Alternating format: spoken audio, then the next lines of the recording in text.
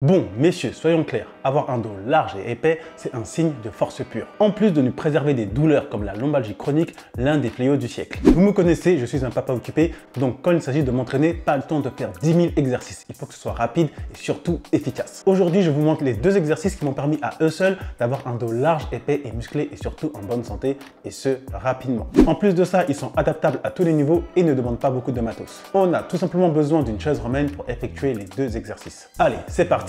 Je montre ça. Pour le premier exercice, je fais tout simplement des tractions horizontales. Alors, pourquoi? Premièrement, les tractions horizontales sont plus faciles à réaliser que les tractions verticales car le sol soutient une partie du poids de corps. Elles conviennent donc parfaitement aux débutants qui n'arrivent pas encore à se soulever lors des tractions classiques. Deuxièmement, elles sont très faciles à mettre en place par un entraînement en home gym. Si vous ne disposez pas de chaise romaine, vous pouvez tout à fait les réaliser avec un autre support sécurisé vous permettant de vous soulever comme les barres de dips ou le TRX par exemple. Troisièmement, les tractions horizontales développent le dos en épaisseur en sollicitant les muscles rhomboïdes responsables de plusieurs mouvements, notamment de la rétraction des omoplates. Cela aide à renforcer les muscles du dos, contribuant ainsi à l'épaississement de la région dorsale. Donc c'est parfait. Bien sûr, on peut rendre cet exercice plus difficile en se lestant ou en surélevant les pieds pour être bien parallèle au sol.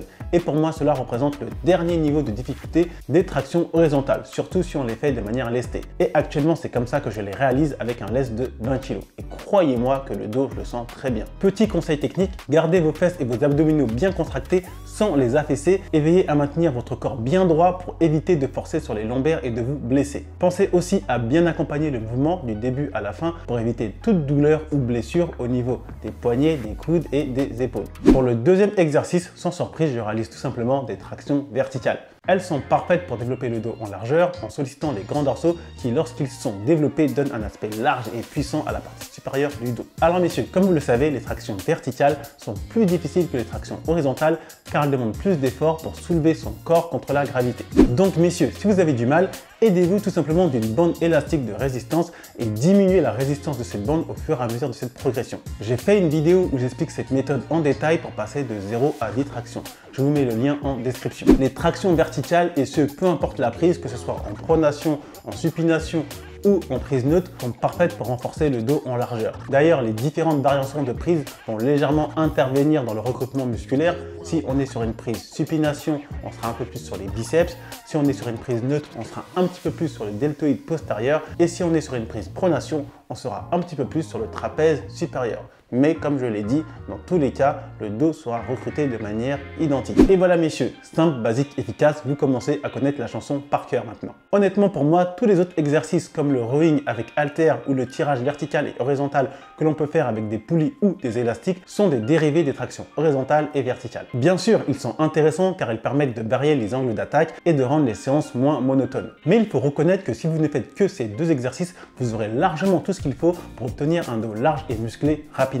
Honnêtement, je ne connais personne de mon entourage capable de travailler avec des tractions verticales et ou horizontales en 3 à 4 séries de 10 répétitions qui n'ait pas un dos large et musclé. Ça n'existe pas. Ces exercices, s'ils sont bien exécutés, demandent forcément de la force, donc du muscle, et en plus, ils demandent d'avoir un taux de masse grasse relativement bas pour pouvoir se tracter. Et ça assure une bonne définition musculaire. Donc messieurs, si vous voulez avoir un dos balèze, go training aux tractions horizontales et verticales. Vous m'en direz des nouvelles. Si vous voulez bien comprendre les différences entre ces deux types de tractions, j'ai fait une vidéo où je parle de tout ça en détail. Je vous invite à aller la voir. Je la mets en description. En conclusion messieurs, pour moi, les tractions horizontales et verticales sont plus que suffisantes et bénéfiques pour renforcer le dos en largeur et en épaisseur et surtout pour préserver la santé de votre dos. Et comme je le fais au quotidien, je vous conseille vivement d'inclure une combinaison de ces deux types de tractions dans vos routines d'entraînement pour optimiser les résultats. Personnellement, j'ai un ratio de 2 pour 1.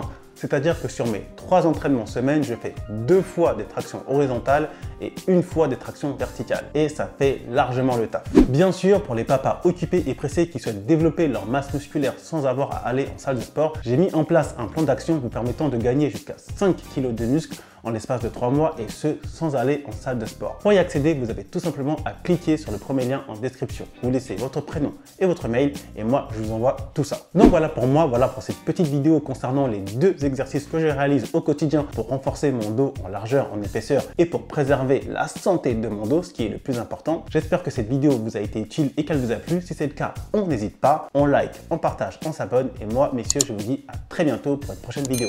D'ici là, prenez soin de vous.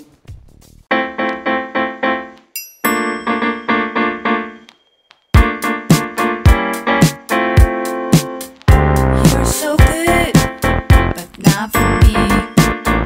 Don't try.